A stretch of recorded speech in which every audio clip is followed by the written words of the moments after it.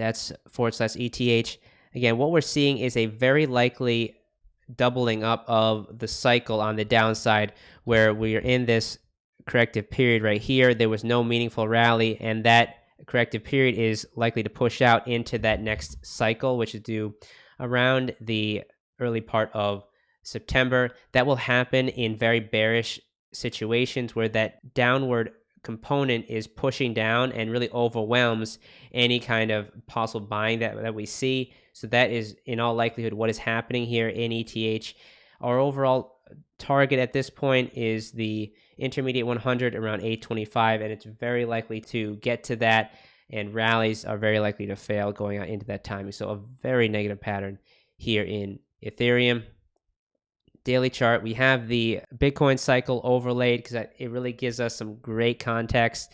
We have this minor low due here in Bitcoin, and you can see we're looking for a modest rally both in ETH as well as Bitcoin.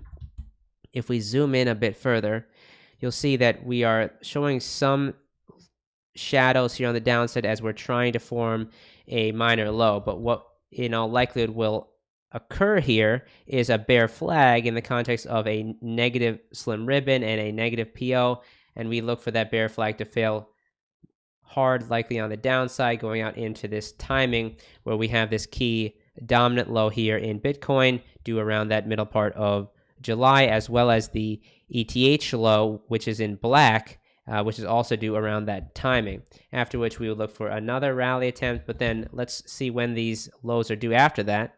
We have our next Bitcoin low due in the middle part of September, very much in line with the next intermediate low in ETH.